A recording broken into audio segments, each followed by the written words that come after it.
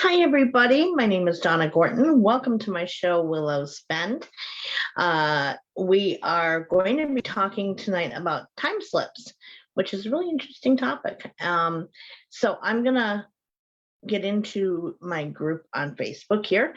And because I'm under the chat there. So if anybody who happens to be seeing me on YouTube, whatever, or on the website for somafusion.com, then if you see me looking to the side, that's what I'm doing. It's just, that's where I monitor the chat. So let's get glasses on so we can read. Nope, wrong show. Keeps wanting to do that. No, close it out. Nice, I can say hi to everybody in here. Let them know I see you. There we go. And I'm still getting some volume in here. Hi, guys. Oh. Yeah, it's not lit. I love how Facebook is starting to override, like put a message in over top of a chat in a live show that is kind of like, oh, well, I just got one they've added new items onto the live sale page in the marketplace for your area. I don't care right now. Oh, Lord. Hi, Sandy and Kim. Hope you guys are doing okay tonight. So I'll get my notebook over here so it's a little bit more accessible once we get done.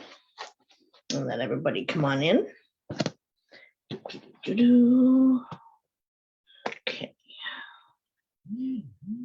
The Sage 2. Hey, Tanya, how are you, love? Fire it up. Hey, Nancy. Hey, it keeps you out of the stone selling show. So you're not going to be spending money. Hi, Sandy. That's what I look at it as. All right, so with the Sage, I cast a circle of protection around anyone who's watching the show, comes in the chat, etc., or watches the replay, that they are protected from harm or ill will of any kind from anyone, and may that protection follow them outside into their personal lives as well, and keep them safe from any harm whatsoever, and in good health and good standing. So I will it, so mote it be. And I'm gonna Sage this down too, because it's been a little while. Here we go. Sleeping cat can get it too. My sweater fell over. Except she looks like, combined with my sweater, it looks like a big pile of clothes behind me, but it's really not. It's my sweater and the cat. Alrighty, so we're gonna put this up here and let that smolder till it goes out on its own. That should be fine there. So how is everybody? How is everyone's Halloween and all that good stuff? Hey, Stacy.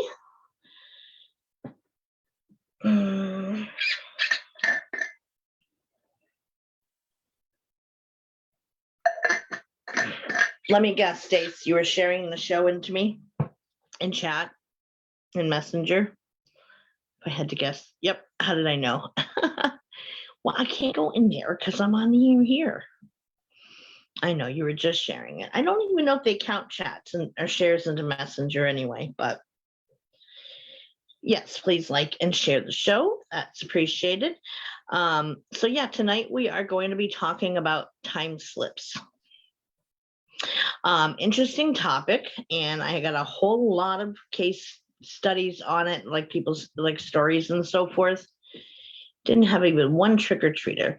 Well, that's sucky. Hey, Deb, how are you, lady? See, I told you, Sandy. Dr. Donna was right. Not that I'm a real doctor. I only play one on TV. Medicine woman Donna. There we go. We can say that. Yes, I knew that you were not going to be positive for COVID. Glad you're doing well. Yeah, I didn't get any trick-or-treaters here, and actually it was pretty quiet here in town, surprisingly. I mean, I'm sure the trick-or-treaters were out, but I didn't even hear any noise out on the streets or anything. It was weird. So anyways.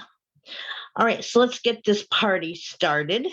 Anybody else meanders in, they're welcome to. There's always stragglers, we know that. So time slips. Love you too, Sandy, of course. Love all you guys. Still sick here, can't seem to get any better. If you want, after I get done with the show, I can kind of give you a scan and see if maybe there's something that they're missing. Can't hurt, right? Let me know if I have that permission, because I don't do it without someone's permission. Like with Sandy, I know she's okay with it, so I don't even ask her before I do it anymore. So, hey, Marianne, what is a time slip? So basically, it's an occurrence in which a person or people, because there can be multiple people involved when it happens, they step from their time into another time, either like towards the past. It can even be to the future too. Yes, I am talking to you, Nancy. Hi, Mary. The paranormal idea regarding this is that it's based on the scientific theory that time isn't linear in a straight line like we're taught that it is, but rather occurs like water in a lake, kind of rippling around the same point in space and time. And they already acknowledged that there could be an infinite number of different multiverses of different Earths and so forth, that exist in any time, any place, like it's everywhere. And so with that in mind, these time slips happen quite frequently. The time slip can last anywhere from a few minutes to even overnight or a full night, like throughout a 24-hour period of time. And the person who experiences it is usually aware of their current time, and they slip into a different time and notice just how different things are, depending if it's the past or the future. Like sometimes they may not notice right away, but overall, there are a lot of commonalities with all of these experiences that one does experience, that are kind of hallmarks of it being a time slip experience. So some even speculate that time slips are actually what accounts for some hauntings, where those who are viewed as spirits are the ones that the time slip's happening to. So basically that someone in another time is viewing, say, us in their time. So they're seeing us randomly out of the blue, and hey, Karen, they have no other explanation for it, but they're viewing this. And I know a case of that, just off the top of my head, is Andrea Perrone from the Conjuring House fame. She reported a situation like that having happened with her mom, that there was a time where her mother, when they all lived there, was quite ill and was kind of like hanging on the mantle of the fireplace for support because she'd lost so much weight and was really doing so poorly. And that they saw this view open up of what looked like, I would put it at like probably medieval time frame, that it was a bunch of people, like a family and stuff, sitting around this table that had like benches for seats, and the clothes were very, very simplistic in nature. And that one guy was heard saying to whomever this other male was present, "Do you see that?" And they were kind of eyeballing in her mom's direction. So they were viewing her mom in our time, but they were from another time period. So that's an example of a time slip where, or like what's perceived as a haunting. So they thought her mother was a ghost when in fact, no, she was from a different time period is all. So that's one example of that. So whilst it would be easy to dismiss time slips as utter BS, that there isn't an ability to explain it by science 100% either, or physics even. There is no one explanation that fits it to kind of one size fits all about if that's what it is and this is what logic says it is. There isn't anything like that with this. The situations do vary somewhat, but again, the commonalities are the same no matter what the case is, which we'll see when we get into them here. Excuse me. So let's look at some of the cases of time slips.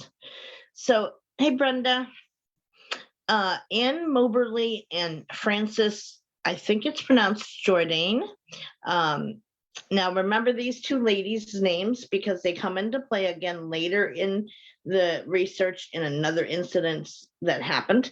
I didn't happen upon it till almost the end of the research, and this was at the beginning, so they didn't get the experiences weren't all lumped together because of that. But keep their names in mind; they come back into it again. So these two ladies had reportedly visited Paris, France in the early 1900s. They reported that they noticed distinct change in the atmosphere, like things just, it felt different all of a sudden, and that they began seeing a man in tri-cornered hats strolling around in Paris. And also women were wearing old-fashioned clothes, especially compared to the 1900s, we'll say it that way, and that they looked more like they were walking around in the 1700s of Paris. Now, after her visit, one of the women seen by Frances matched a description of, page stuck together, of Marie Antoinette. That's why my pen is in the way. Oh, that's weird, Karen, huh? Strangeness. So Frances found that one of the women that she reported seeing from this time slip matched the description of Marie Antoinette perfectly. As far as like the day that she learned about the angry mob that was waiting for, like the let 'em eat cake lady, and they had risen up against her for poor living conditions and not feeding them when they didn't have any food. And here she is saying, oh, let them eat cake. Who cares? Because I have what I need. So that's all that matters. And so she was going to be put to death and she did go on to be beheaded for her actions. Facebook is censoring you again. Go figure. So this has actual physical evidence as to how she did look in life. So that was backed up. So her description matched how she really looked. So she had seen Marie Antoinette in this time slip vision thing, whatever experience, however you want to label it as. And it matched actual cases of how Marie was said to look when she found out there was an angry mob waiting to have her beheaded, basically. They do it to you constantly. Yeah. Facebook's just so much fun that way. So there was validation to her for her experience that, hey, this is what I saw. And when she reported it, someone came to her later and said, yeah, well, guess what? That was a real person. Then we have the case of Mr. Squirrel, funny last name, but 1973, he entered this envelope shop and was served by a woman in Edwardian style dress, which is like the 1901 to 1910 period. He bought a bunch of mailing supplies and then left. He did go back the next day trying to figure out what the heck, and that he found that the entire shop had changed completely. He did ask the woman who worked there, who sold him stuff the next day, about the woman who served him the day before. And she was unaware of anyone by that description having worked there. He did later find out that the business that made the envelopes had actually gone out of business a full decade before. So this was, like they weren't even in operation anymore to make these envelopes. But she was dressed from 60 years earlier.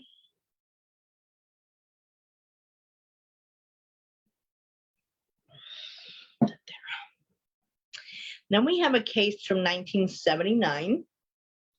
So there were two married couples, Jeff and Pauline Simpson, and Len and Cynthia Gisby, who went on vacation to Spain. Whilst driving through France on their way to Spain, they stopped at this hotel for the night. Like, they were tired of driving, wanted to have a place, grab supper, and crash out for the night, get back on the road the next day, that type thing. And so they happened to find a hotel, and they had dinner there, and both couples spent the night there before continuing their trip. And as usual, I just got kicked out of the group. Thanks, Facebook. Yeah, go back. Discard. Really? Come on now. It's trying to get me to repost the post I did in Facebook or in the group regarding going live in 10 minutes thing. There we go. I'm back. So they found a hotel, they stayed and both had supper there, and then they went to their respective rooms and spent the night. Both couples reported that the hotel was utterly out of date. They all noted that the bedrooms had no windows, only shutters on the windows, like those wooden slatted doors that you pull shutter open, but there were no glass panes in the windows. The beds had no pillows, and there weren't even sheets on the bed, only this calico fabric on both people's beds, on both couples' beds in their rooms. Their bills, when they went to check out, seemed really low for that era, because this was 1979. So, they expected it to be a certain amount when they were checking out, and it's quite low for how much they got charged. When they asked directions to the nearest highway, the staff had no idea what they were talking about or even what cars were. Like, they had no clue. They thought they were joking. In fact, like, the couple thought that the staff was joking about not knowing anything about it, about what cars were or what a highway was. But they ended up finding their way on and went on the rest of the way for the vacation and so forth.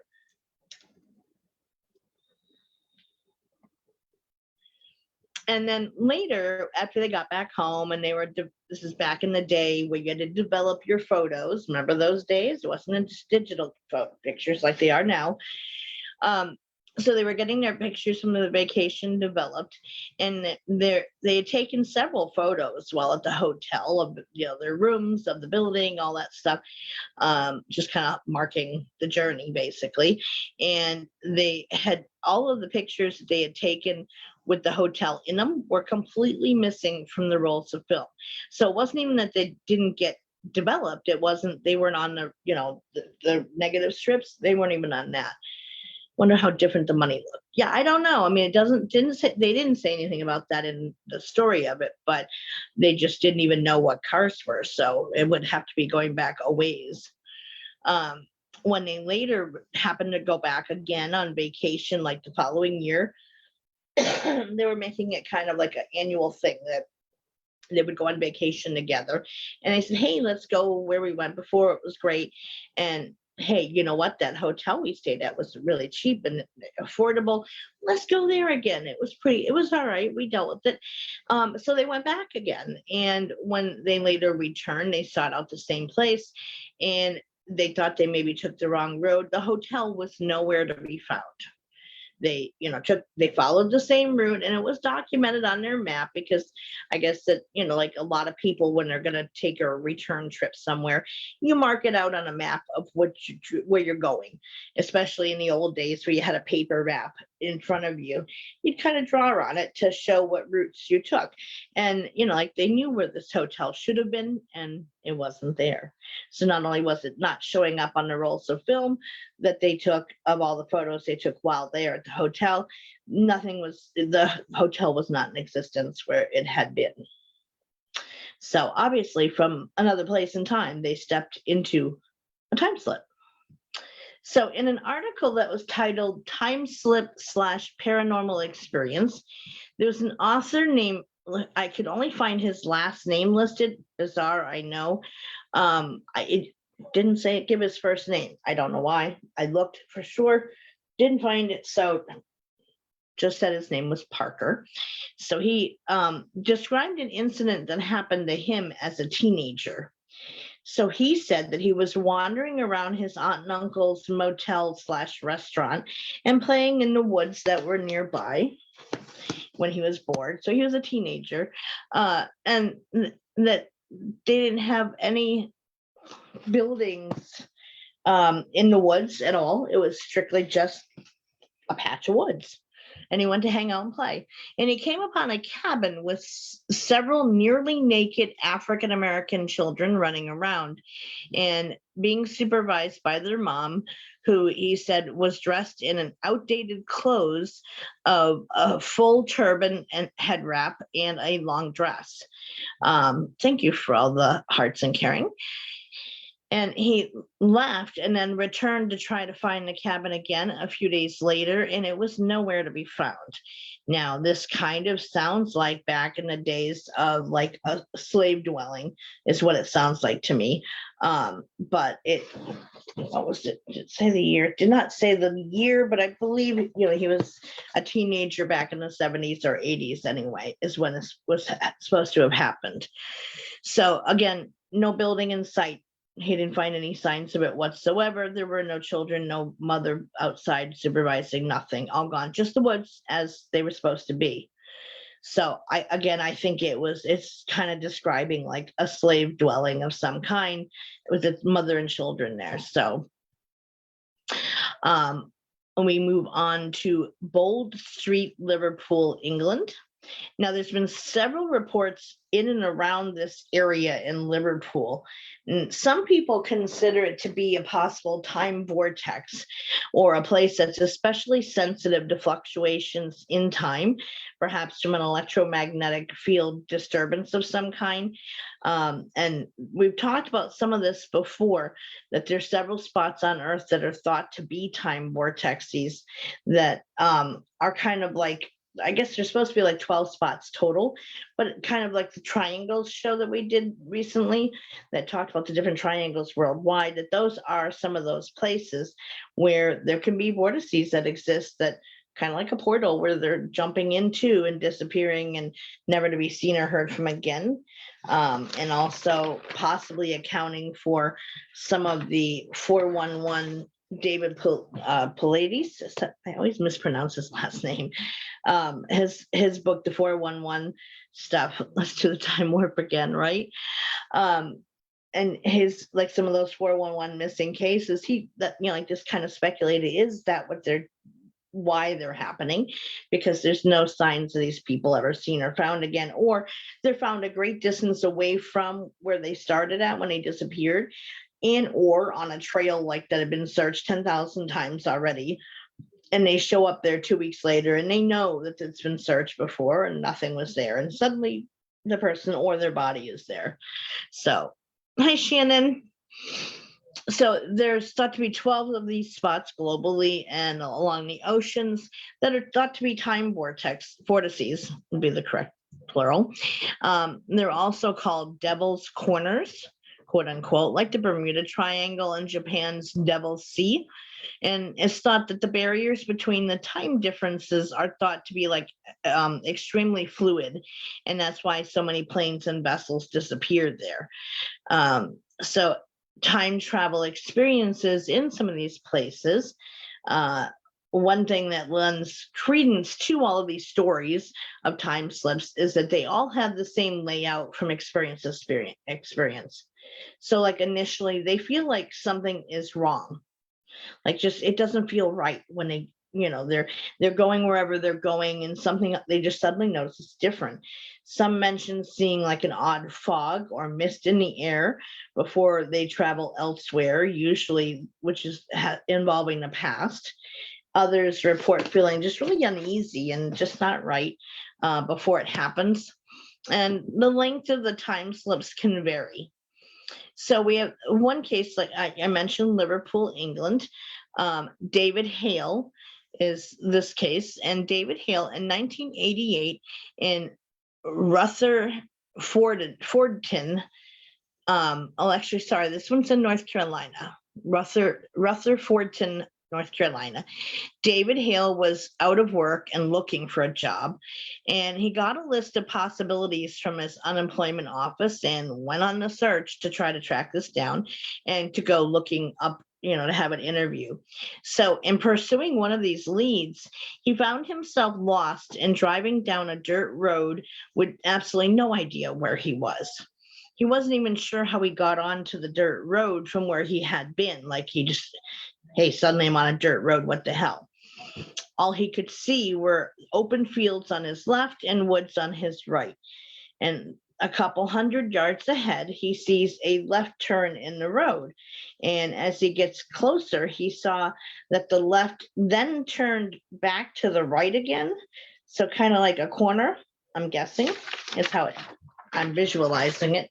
Why they didn't just say a corner, I don't know, but that's how they wrote it out. So ahead, he sees a car coming barreling down the road from the opposite direction. It misses the turn and it runs off into the field. And he's thinking, oh my God, I just saw a car accident. Holy crap, I better go see if they're okay. Hale pulls over to the site of the crash, and he was amazed to find that there was no sign of a crash and no car there. So he finally finds his way to his appointment, and the interview didn't quite go as well as he had hoped because he kept thinking about the crash, and he knew what he saw, and he couldn't make it, make sense in his head of, okay, I know I saw this car crash, but then there was no signs of this. What happened? What did I experience? He kept puzzling this out. So the interview didn't quite go as he hoped it did, but on the way home, he couldn't find the dirt road again, but he did come to a curve where he thinks he saw the car go off the road. And this time he found it. The car was a 1940s model that had obviously been there for years. Its tires were rotting and the paint was gone off of it, but he couldn't figure out what this experience was back in 1988. So he witnessed the accident happening of how this car came to be in the field, but this is some 50 years later, and there's the car rotting away in the field.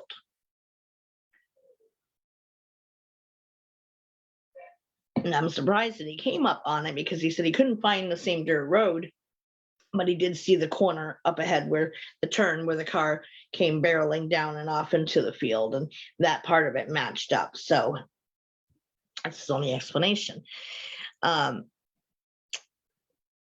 So throughout time, in our time, H.G. Wells's time machine kind of brought this concept of time travel to us.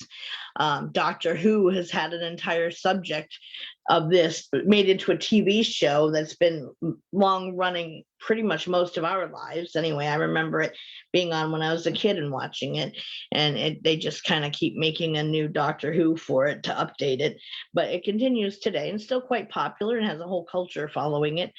And so obviously it kind of permeates our culture. And more recently, there's been this guy. He is from South America. I don't know exactly where, but he has a series of YouTube videos, and in them, it looks like he's jumping ahead to the future to 2000, I think it's 2025 or something. And he's filming all around with him.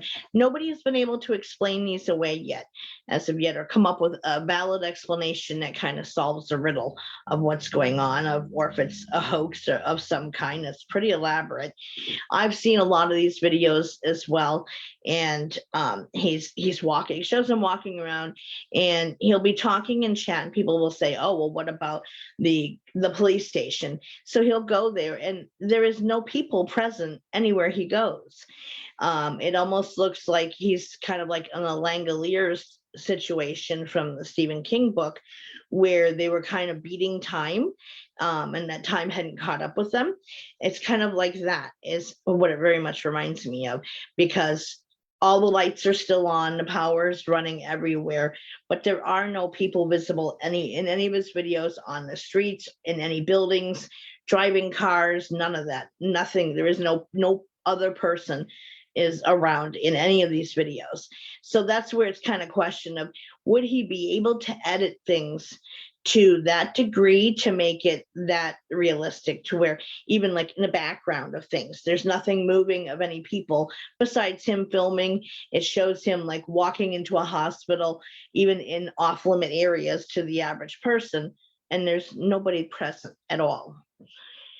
Marianne says, we used to live near an old train depot museum. My son, who was 4 at the time, says he went in and gave me such detail.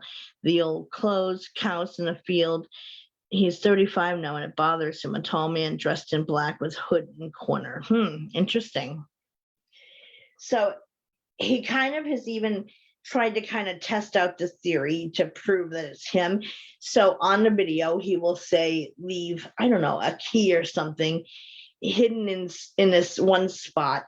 And then the people who are watching the videos, namely us, will go in and find these objects hidden where he says they're going to be. But it shows him placing it, and there isn't a single person around anywhere when he's doing it. So it's kind of a question of how is he making these when there's no editing program out there that could realistically take out every sign of every other human being. But it is curious, because if there is no people, where would there be power still running and so forth? But it does literally look like everybody just got up and left. So they're not explained as of yet, but he doesn't have any explanation of it either. So that's a current thing that's happening now that nobody can understand or wrap their heads around how it's happening. He says that he just woke up one day in a hospital room, and it was like he didn't know where he was, had no memory of how he got there to the hospital, but he found his medical charts. It listed the date on it of the future date, and a description of him and marks he has on his body and or tattoos, whatever, and personal items he had on him that was found with him at the time. So it was validated that yes, that was his medical record. It listed things from his way back in his past. So it was, had the old records in this with the newer ones. But he has no memory of being there, how he got there in the hospital, and just suddenly woke up and there he is. So it is, like I said, there's a lot of things that kind of are left unanswered with those. And I honestly can't say whether they're valid or not, but I also cannot think of any logical explanation to dismiss them either. So throwing that one out there. We have another story of a Sarah Ryan's mystery. So in 1977, at age 22, she and two of her friends decided to go on a drive from Savoy, Massachusetts to Florida, Massachusetts. Never knew there was a Florida, Massachusetts, which is about a 7-mile trip, and took a road that ran alongside of Savoy Mountain State Forest. Now, the three of them grew up in this area and knew all the roads well. And even if they didn't know the names of them, they knew where everything was located, like anyone does when you grow up in an area. And they turned off onto a side road that they all were quite familiar with. They knew it ended in a dead end at the end of this road, but they often enjoyed going there and hiking and walks and stuff in that area. But on this particular day, they came upon a cemetery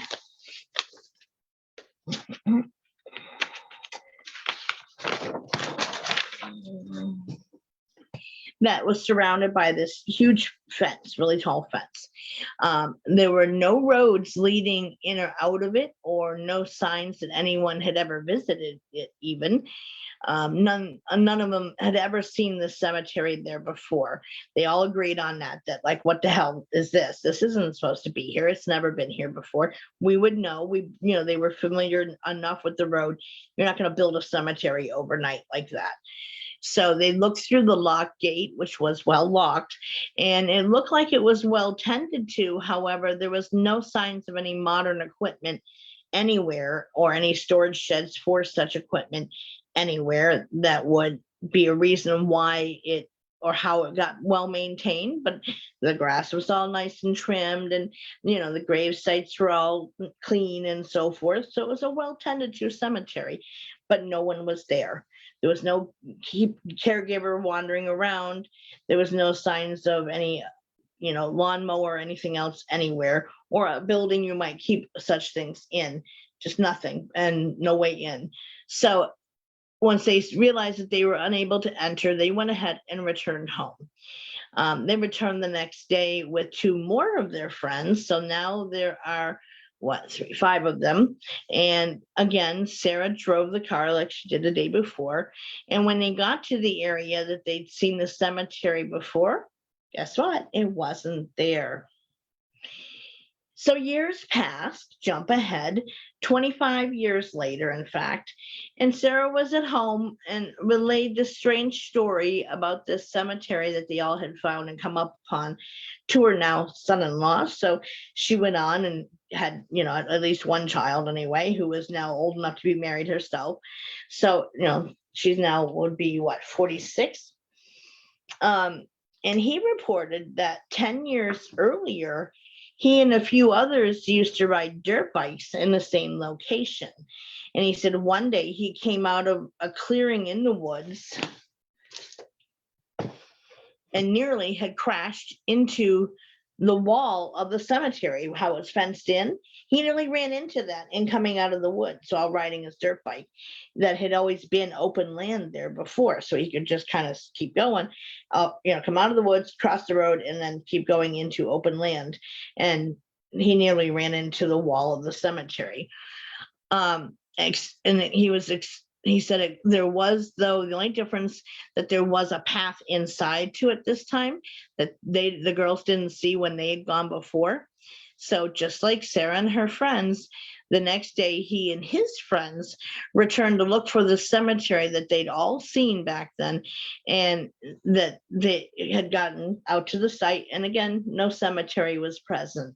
So they went like the day after they saw it when they were kids, not like when Sarah and him were talking about it.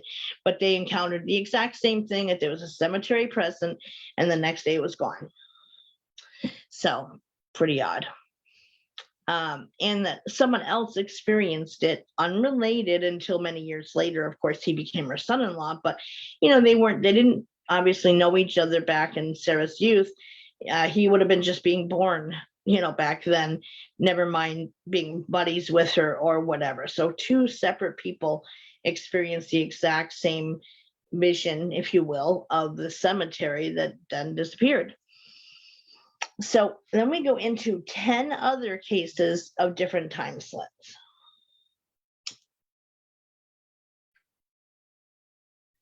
Okay, so we mentioned England before. We're going to go back to England now. They have a whole lot of weird shit that goes on there. I will say. They have weird names for places too, so be forewarned. So the first one is Kersey in Suffolk, which is a medieval visit in 1952. So on a crisp Sunday fall morning in 1957, 3 trainee soldiers walked into the village of Kersey and found themselves in medieval England. One of them noted that despite being in the fall, that the foliage on the trees and the grass, everything suddenly looked like it was springtime rather than being the crisp fall morning that they'd started out walking on. As they approached Kersey, they could see that the church was up on the hill ahead of them. It had its bells ringing in the bell tower, etc. They could all hear it and see it and so forth. But 100 yards from the church, the bells abruptly cut out and stopped ringing. They also reported there was an unnatural silence, and there were no birds singing, no wind blowing, nothing, just like a Silent Hill type of experience where there's just nothing, an absence of noise. The houses there they did see looked ancient. There were no people, no telegraph wires or street lamps present anywhere. There was a stream, and William Lang, who was one of the soldiers who had experienced it, he said there were white ducks in the stream, but they were so quiet and lifeless, they seemed more like decoys. Mary says, one time me and a friend went to another friend's house. I didn't notice a barn going to his house, but it was on the driver's side, which he was driving, but on the way from, just keep my chat off, hang on here. Really, there we go. See more. Okay, but on the way from the other friend's house, I noticed the barn because it was on my side. Creeps me out. Yeah, So you kind of must have experienced something similar. So they saw this stream. It had white ducks in it, but they were just like so quiet and lifeless. They said it looked like decoys placed in the water. Really odd. The three saw no signs of life anywhere. They saw a butcher shop that had 3 skinned oxen carcasses that were, excuse this part, green with age and surrounded by cobwebs. After about 25 minutes in the ghostly village, they took to their heels and soon reached the church again, where they first entered, and thereby they could suddenly hear the bells of the church ringing again, see smoke rising out of chimneys where there previously hadn't been any, just a second before. So the question is, did they slip back into the 12th century, back when the village was first built? And that was kind of what they reported, that it seemed like a medieval village, but yet nobody was there. So again, kind of that in-between time thing where time hadn't caught up with them and there were no people present. And note that they also experienced that absolute silence and feeling really weird before they started noticing the differences in the environment. Again, these are common things that people report who have experienced some sort of a time slip. So number 9 is a police officer in Liverpool. This one's interesting too.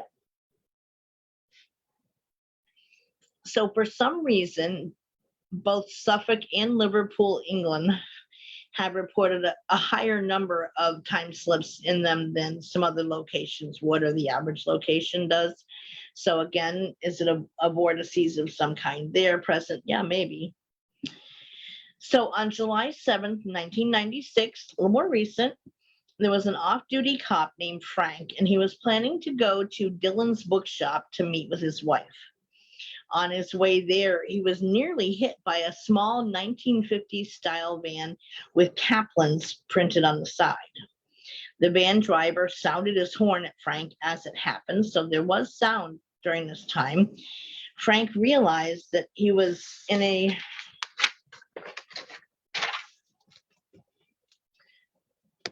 on a road, but that section of 1996 Bold Street would have been pedestrianized, meaning that it was set up to where people could walk on the road, beside the road, cross the road, etc.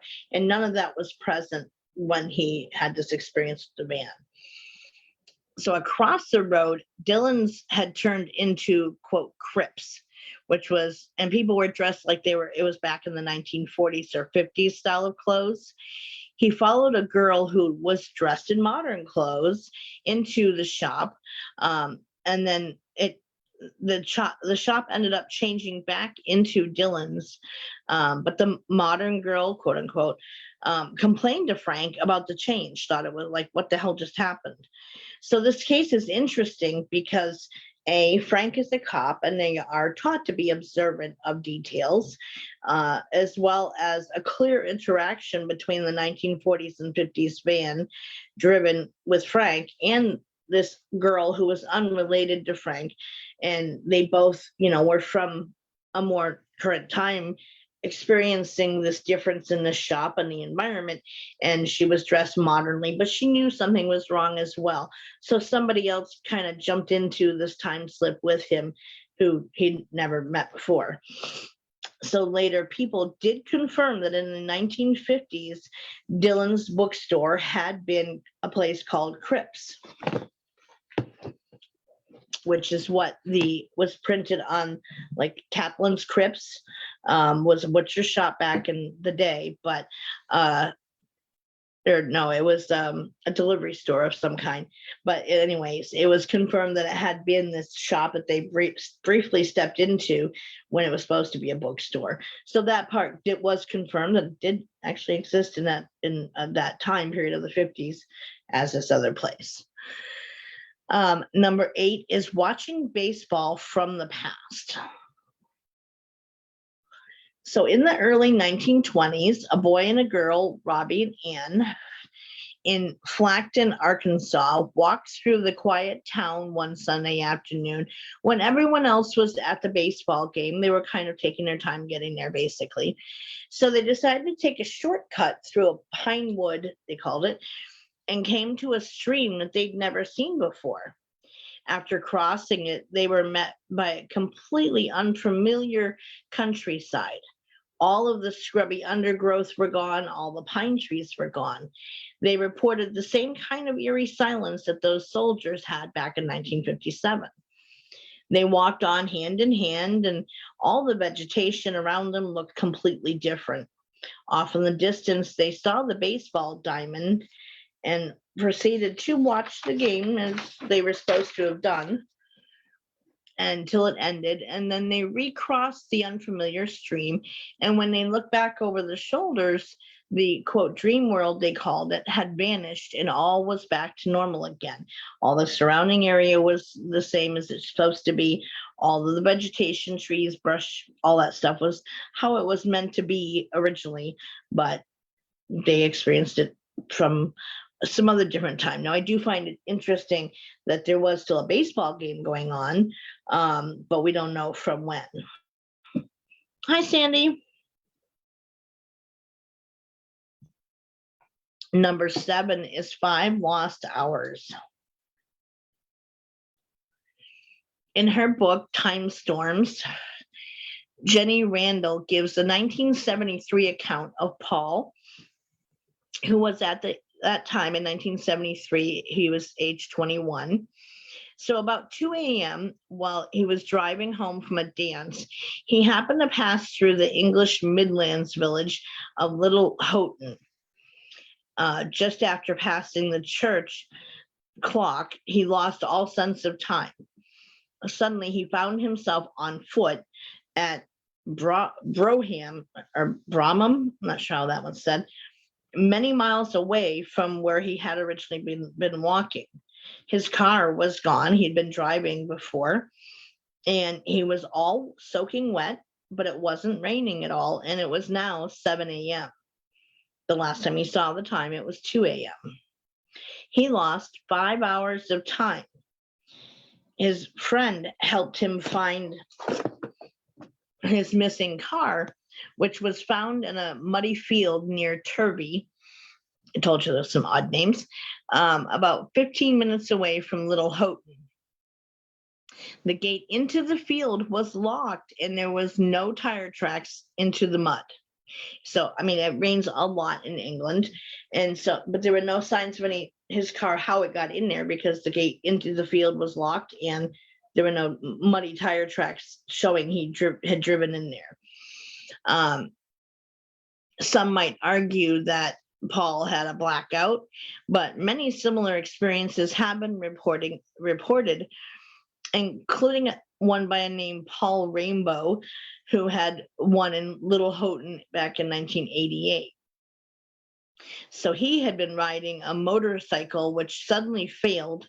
He reported a strange egg-shaped white glow in the next field and the familiar descent into total silence. He lost an hour and a half of time. Both had traveled forward in time. Now, that to me kind of sounds like possible UFO interactions, the missing time part of it. With the first Paul, there was no sense of what had happened to him whatsoever, other than he just found himself walking where he had been driving. It was 5 hours later, but he was soaking wet. Where had he been? It's unknown. How had his car gotten into this field with a locked gate and no signs that it had driven in there? We don't know. Hey, Renee. Number 6 is Wuthering Heights by Richard Davis. So in the summer of 1959, British actor Alan Helm was working a theater in Bradford, not far from the famed Bronte village of Hawthorne, where the Bronte sisters were from, who the Wuthering Heights story was about, or written by. So Before a performance, Helm liked to walk out on the very moors that had inspired Emily Bronte's Wuthering Heights, which he'd done many times in the previous 4 years. So he always would go for a walk before a performance, probably to help clear his head, review his lines, whatever.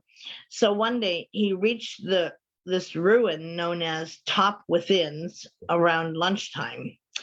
Here he saw a man in a deer stalker hat. Apparently that's just what they're called, like an Elmer Fudd style hat with the ear flaps. And he was holding a shotgun. Now, when the man disappeared, Helm went to look for him toward the ruin that was up on this hill. And suddenly he found himself looking down at, like over the crest of the hill, a Georgian style farmhouse. He ran down and knocked on the door. He peeked through all the windows. He could even smell the pigs and hear the cows, making their cow noises. He even looked into the barn and there was nobody around. The house was also empty. He looked back up toward the ruins again and he saw the deer stalker guy again briefly. By now he was really spooked and ran back to Hawthorne. Helm found his watch had stopped at 1:45 p.m. Out of habit, he checked it again and saw that it was then retelling the right time, despite the fact that he hadn't reset it. And by this time, it was right before he went on stage, and it was like 5:45. So he had lost like 4 hours of time there.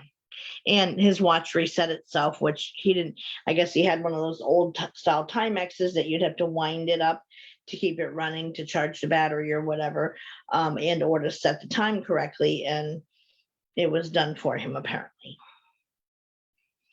So number 5, fast forward, Chile, 1977, from Jenny Randles, who had written that other book, what's it called? Something Storms? Time Storms?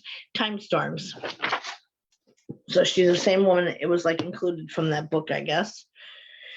So on April 27th, 1977 in Chile, there was a small unit of soldiers and they were on a training exercise and they camped on a small plateau, which is a flat area on top of like a small mountain or hill. And at Pampa Loscuma, I think I'm saying it correctly, or Yascuma. Now the commander is Corporal Armando Valdez. So just before 4 a.m., a soldier named Rosales sees something odd and calls to Valdez to come towards him. And they both saw coming towards them down the mountain are 2 violet lights. The ground underneath the violet lights are glowing as well. So Valdez is wakes everyone up, and at 4:15 he goes to investigate what is now one large glow up on the hillside a few hundred yards away. They didn't know if they were being attacked or if it was another troop of soldiers doing some weird training exercise or what was going on. So with the other guys, that might be one for you to check out, Sandy. And if you need the author's name again, I can give it to you.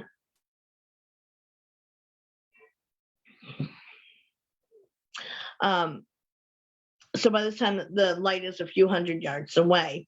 So the other guys cover him and Valdez disappears. The violet glow also disappears and they wait in silence. And then at 4:30 a.m., Valdez reappears. Now, again, when all this started taking place, it was, 4 a.m. is when the soldier Rosales sees something odd and calls to Valdez. So only a half-hour difference when all this is transpired. 4:15, he goes to check it out, and he finally comes back 15 minutes later at 4:30 a.m. Valdez reappears. He's instead of coming back down the way he came, he's now coming from behind the soldiers this time, rather than the way he came, which was forward ahead of them. They're all sitting there watching him, like waiting for him to come towards them, like, hey, everything's okay, whatever. But he comes up from behind. So and he acts like and looks like he's sleepwalking, like he's just kind of really out of it. Valdez then collapses on the ground. Then at dawn, once it's starting to get light out, the soldiers who saw Valdez shaving the night before, they now see that he has several days of beard growth on his face. And we have a cat crossing transpiring. Maybe. Okay. Trip away, my dear. So he now has like a beard going on, 4 days worth of beard growth, and his watch had stopped at 4:30 a.m. and the date reads April 30th. Now, when let me see. So this happened on April 24th. So his watch shows the time and the date. So his watch shows that it's 6 days later, even though to the soldiers, it's been like 15 minutes. And he's coming up from behind, like he's walking back towards them. And so he's got a full beard, like 6 days worth of beard growth. But he's only been gone 15 minutes, but his watch says he's been gone for 6 days.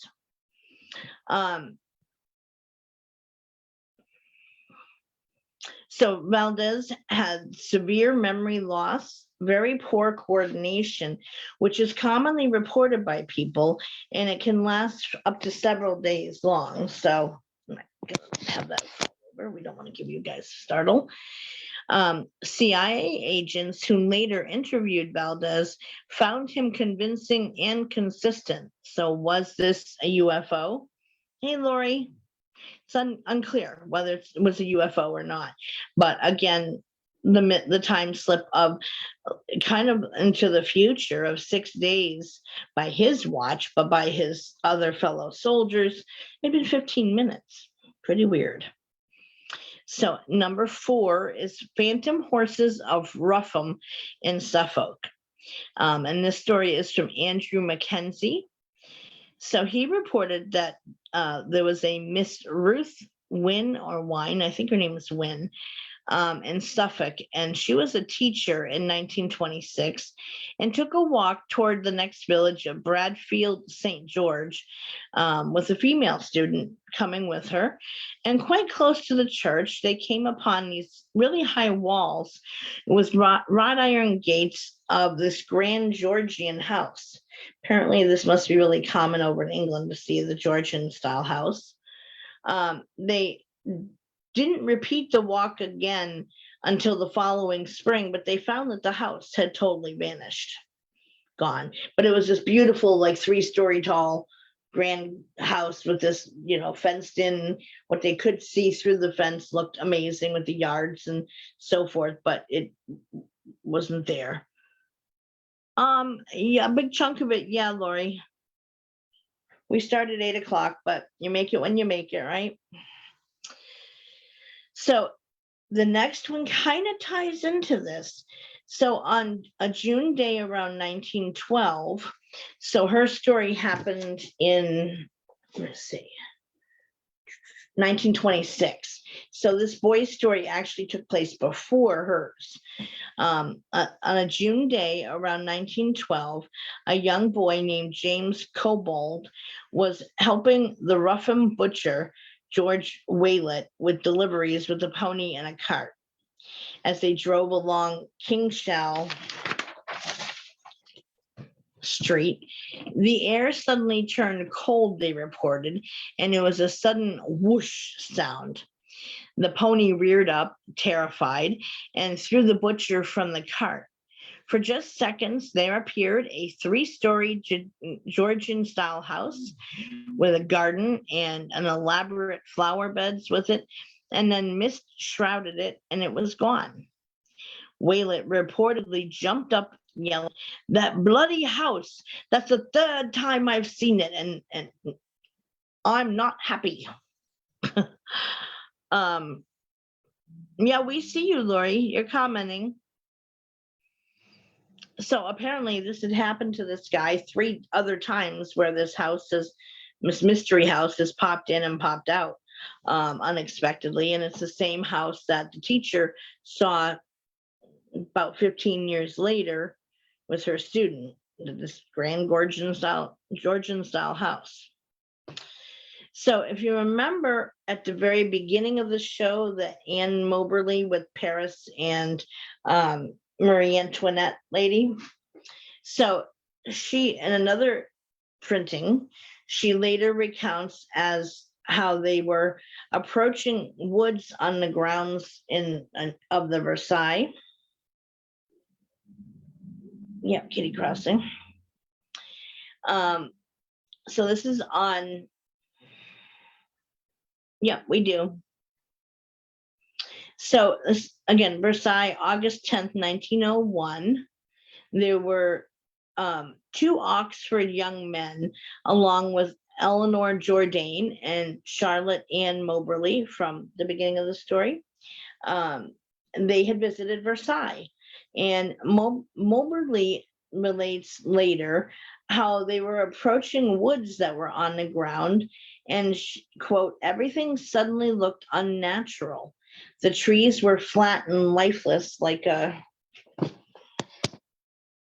you're not helping me. I can't read that far ahead. You're going to have to get down. Come on, go where you're going to go. Thank you. Plus, you pull my shirt down. So she said that the woods looked like they were flat and kind of two-dimensional, looking more like they were on a tapestry rather than standing woods that they were standing in front of. They passed a man with the look of an 18th or 19th century guy who greeted them quite politely and tried to explain that they weren't allowed through that section. He seemed to appear from nowhere though, and they actually thought it was some kind of a haunting because it didn't make sense that this woods kind of suddenly appears, as does this guy standing there telling them, nope, sorry, you can't go in there. And his style of clothing was quite out of style as well for that era.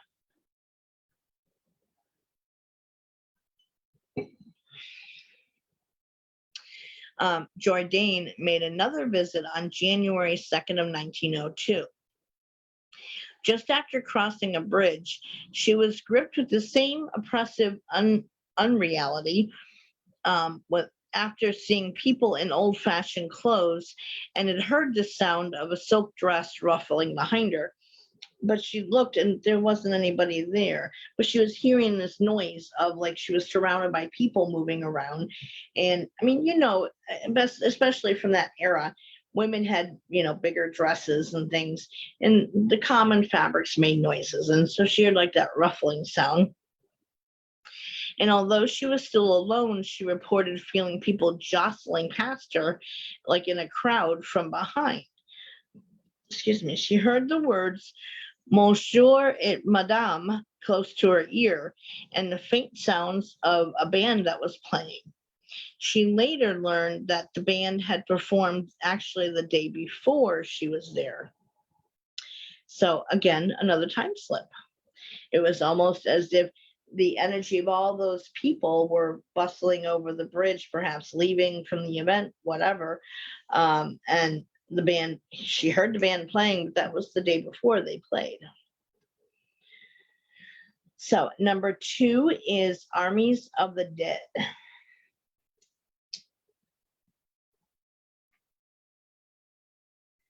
On June 28th, 1812, between 7 and 8 p.m., now this one's pretty weird, 45-year-old Anthony Jackson and 15-year-old Martin Turner were in the fields at Havernaw Park near Ripley in Yorkshire. Turner suddenly yelled, "What a quantity of beasts!" Jackson looked and said, "Lord bless us, they are not beasts, they are men." So on the summit of the hill, they reported seeing a body of, like a bunch of, meaning a body, not like an individual body, a person's body, but like a group of them, of soldiers in white uniforms, commanded by a figure wearing scarlet. They were marching in various formations, and they were about 100 yards away from Jackson and Turner. Then a second army dressed in dark uniforms appeared behind the first one, forming an L shape with the troops in white. So you had the white troops going first, and the second troop was coming up behind, shaped like an L. There didn't seem to be any hostility between the two troops, and after they passed over the far side of the hill, there was this burst of something like smoke, or could it have been fog that gets reported from the same reports from other people? Unknown, but that's what they had said. I don't even know of any, like from history, any troops that wore those colors. So I have no idea what that could have been. Could have been from another dimension. Who knows?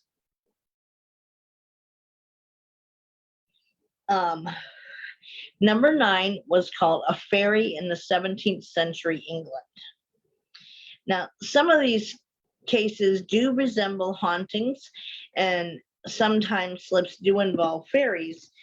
However, this one, even though it says fairies in the title of it, there are no fairies listed in the story. Heads up on that one.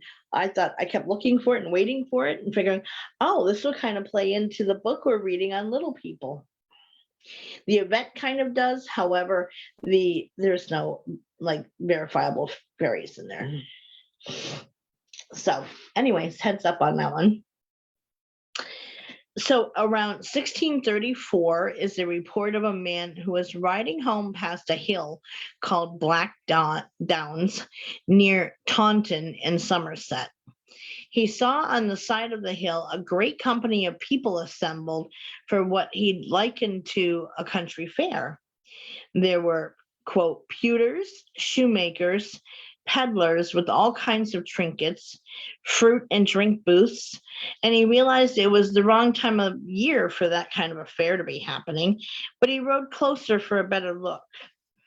I'd freak out if something like that happened to me. I'm afraid I'd not get back to the right time. Well, yeah, I mean, if it was perceived as being the fairies, well, yeah, they've been known to take people and have giant time slips of 100 years pass before you return. So he rode closer, though, for a closer look, because it looked to be like a county fair, but it was the wrong time of year for it.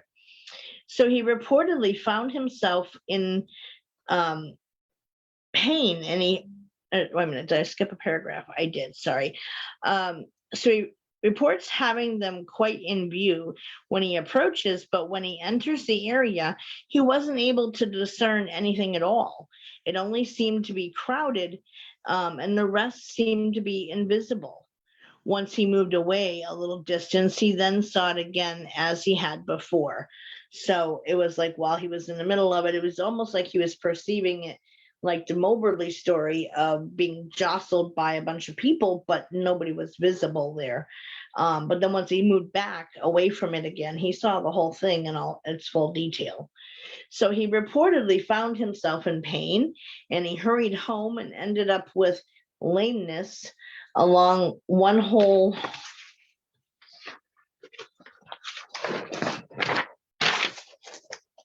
side of him, and that he had for the rest of his life, which kind of to me sounds like it might have been a stroke. Even if lameness would be sore, hard to move, but being that it's an entire side, kind of sounds like he might have had a stroke.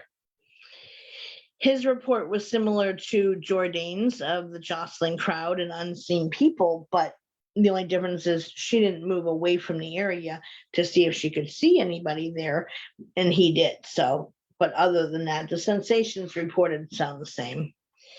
So I'm not sure where the fairies come into being in the last one, but like all these other reports, there are shared characteristics among most of these experiences of missing time slips, time jumps, whatever.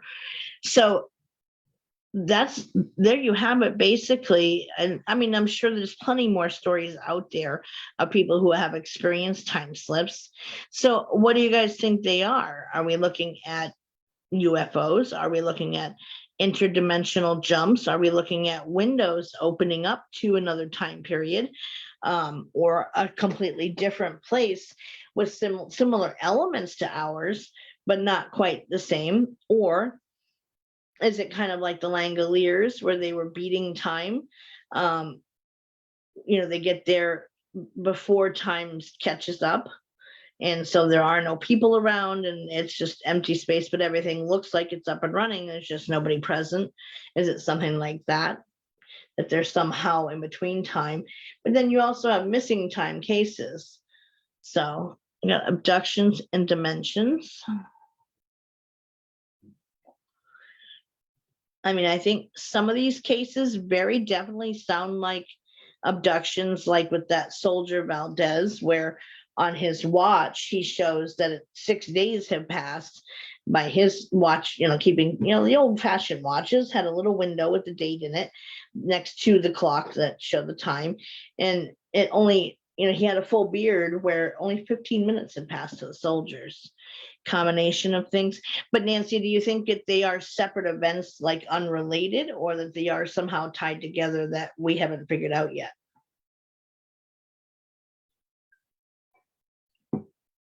I'm kind of inclined to go in that direction, that there's just some part of it that we haven't quite figured out yet.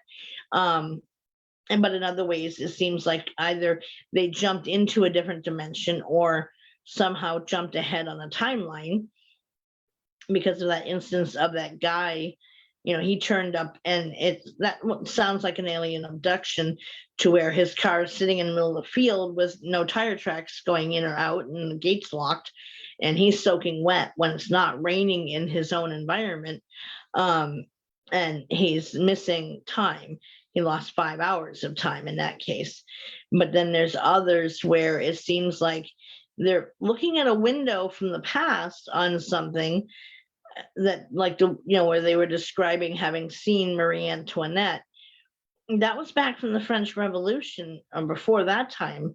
And I suck at history, by the way, but I believe she came before the French Revolution or just before it. So it's almost like a window opened up onto another time period that was before the people who were experiencing it, their time. But like the house popping in and out and stuff, I don't know if that's, time slipping as far as literally like skipping a record type of thing, like and then starting over again, or are they catching a glimpse of something somewhere else just for brief moments and then it's back to normal again? I don't have any solid answers either. I know that wouldn't it be cool to jump around in time? It would be, although you'd have to be super careful to not directly impact the timelines. We've done shows on that in the past of time travel itself, of like all the different ways that people have theorized what would occur if we did X, Y, or Z whilst in a different time, how that would impact our timeline. But those are done like with intentions, whereas this is not, and they're totally random, interventional, and some abductions. Yeah, so I could see where some of them again would be perceived as hauntings, but those are almost like just a window opening up to another time and place. And there are those actively there, because again, it doesn't go in a straight line. You guys have heard me say that before.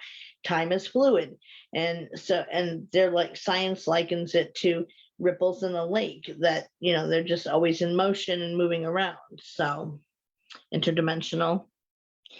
Yeah, I mean, some of them are about that, and one can, with intention, consciously send out part of their consciousness to other dimensions and realms. But again, that's done with intention. This is not just one's consciousness that's going there. They're physically experiencing stuff too. I had that discussion with someone last night, that these situations are different than that, where I can, remote view a location on the other side of the world if I choose to, or go to another realm and experience something, versus them, I'm doing that with consciousness, with like training to do it basically, whereas they're physically experiencing it, in like their person is doing one thing, then boom, it changes, they see this, have this experience, and then boom, they're back. But their physical bodies are impacted. My son and husband used to watch a TV show called Sliders. Yes, I remember that show, and I used to like it too. Used to play it in the background, or the reruns of it, when was in college and would do homework. I'd put it on for background noise. Kind of like some people listen to the radio or whatever while doing that stuff, and put it on for in the background. But yes, I know the show well enough to be familiar with it. And yeah, it is kind of like that, except again, they were going with intention, even though they didn't know where they would turn up and what they would experience. And they would always met their doubles, which it is that does exist elsewhere. However, I don't know if that many copies of us are out there, just in different forms. I'm not sure about that. Somewhat, but not, I don't know. I mean, maybe there are all those different copies. I had a weird experience with somebody last week who, okay, Deb, thank you, and you're welcome. Thank you for popping in. So this was, I guess, somebody who was an ambulance driver, and they freaked out when they saw them. They thought it was me. They said that it looked absolutely 100% identical to me, and that the person, this person was interacting with the ambulance driver as if it was me, like, what are you doing here, and why are you dressed like that, and why aren't you answering me? And I said, well, I can tell you it wasn't me. And the person didn't have a clue what she was talking about. And she later had explained it to the ambulance driver, how identical that she looks to me, that enough that it fooled her, like it was really me standing there talking to her without a clue. And oftentimes, I mean, most often I hear, oh, you remind me of my sister's cousin's college roommate's girlfriend, or, like those types of stories in other states and stuff, but not that close to where I'm like spitting image. And this is what, like, a doppelganger is what she said that this person was, and that, again, she had no idea who she was talking about. So she must have sounded quite crazy in trying to address her, and getting scared and angry because she thought it was me and I wasn't responding to her, knowing that if it was me, I always would, and I would never ignore her. And yet this person was like, I don't know you. And so it flipped her out. But so, I think that there are other, I don't know if it's copies of us versus, because each of our DNA, our looks wise, we are a result of the combination of our parents' DNA coming together to form us in our physical forms. So how it is that there are so many other versions out there, because again, I've heard that most of my adult life, how I remind somebody of their friend Diane, or so-and-so's, what the name was Deb instead of Donna, in, states away, someone's college's brother's roommate's girlfriend, some like weird relationship connection that way, but that they swore I looked just like her. I had no idea there was so many versions of me out there, copies of me. I don't know if you guys have ever experienced that or not, but I have heard that often enough to be able to comment on it, at least. Yeah, I have heard that, saying that we all have a twin, but this would be like many, because it's been many different people, non-related, who have said that to me before, that how I look just like so-and-so that they know or know of. And it's from different locations around the country, yet they swear I look exactly like them. So I don't know how to explain that either, nor have I ever seen a picture of them or whatever to say, is there really similarities, or is it just, whoever they know is plus size and a brunette? Who knows? I don't know that part, but they swear I look exactly like them.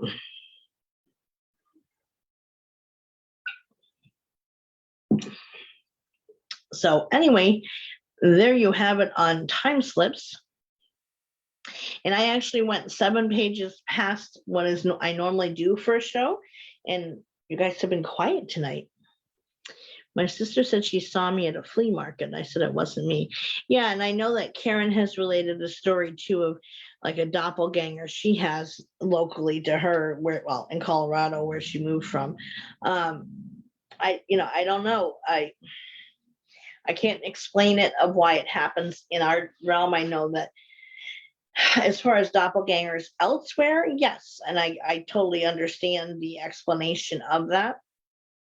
And it is other forms of us elsewhere, and we're popping into their dimension, and people there see us, but we don't know that version of us, and we don't recognize the people who are there because that's not our timeline. And so people will call out, and they always report how, well, that person didn't respond when I was yelling their name. They looked at me like, who the hell are you, and kept walking, or just ignored them and kept moving. So that is a thing. Yours lives 30 miles from you? Really? Have you ever met her in person or seen her, Sandy? Yep, the gas station attendant kept telling you that she drove a Beamer. I would love to get like a screenshot of the footage on the cameras or something from there, Karen, just to kind of compare. You hear the stories of people saying how you look identical, but again, I mean, I've heard that from some people who have shown me a picture, and the only similarities are that they're big and they're brunettes or wear glasses or something, and that's it. Everything else about their face and how they look is completely different. Every state I've lived in, says Nancy, I've had people say I look like someone they know. Scary thought. Exactly. Lori says, I can't count how many times I've been told that people thought they knew me from somewhere.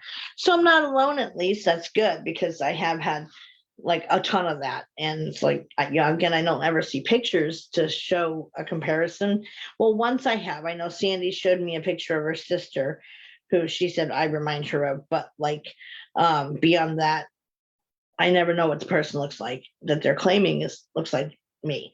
And it's weird because many of them have a D name, like Diane or Deb or something like that.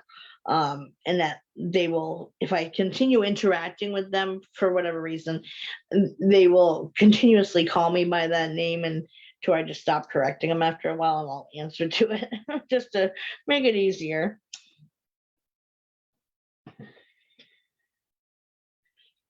So topics for next week. Well, so this Wednesday we got book group on the 3rd, and again, we're doing the field guide to little people in book group, and that'll be at 8:00 Eastern time for anyone who might be interested. Topics for next week. Yeah, I've never seen pictures of the other person. Exactly. So it makes you wonder just how similar are you really to them? So topics for next week. We have weird, unexplained things worldwide, bizarre incidences of mass hysteria, paganism versus Wiccan, and the universal laws.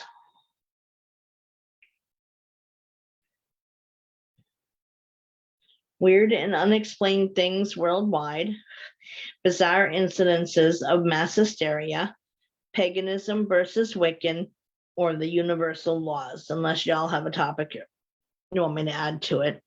Lori wants that mass hysteria. Renee says mass hysteria. Nancy says universal laws. Karen says paganism versus Wiccan. Tanya says weird, unexplained things. Weird and unexplained, says Marianne. Kim says universal laws. Mary says pagan versus Wiccan. Sandy says pagans versus Wiccans. Gone. Try that one again, Sandy. Gone what? Weird, unexplained things worldwide, bizarre incidences of mass hysteria, paganism versus Wiccan, or the universal laws.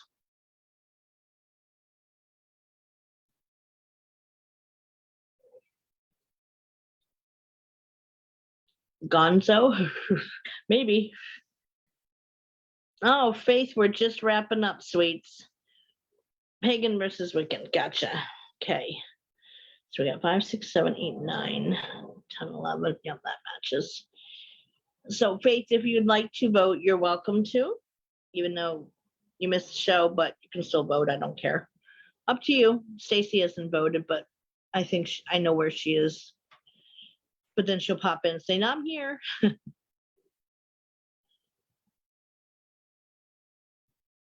Gonzo. But otherwise, I have the right number of people vote accounted for. I don't know if Katie wants to vote too. She can, of course. Otherwise, it looks like,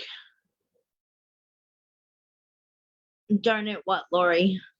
It'll get there because we narrowed down the list. So each week it gets one smaller. So it'll get there and it'll get chosen because you're not, like Renee wants it really bad too. So as of right now, it is paganism versus Wiccan for next week. I've covered the topics like separately, but never together in comparison because there are differences. Not a ton, but some. Okay. So the topic for next week is paganism versus Wiccan, and that'll be for Monday the 8th at 8 p.m. Mom called, feed got not right. Gonna go out and come back. Okay, Sandy, we might be off air by then. I'm not sure, but if we are, send you lots of love and wish you a pleasant good night.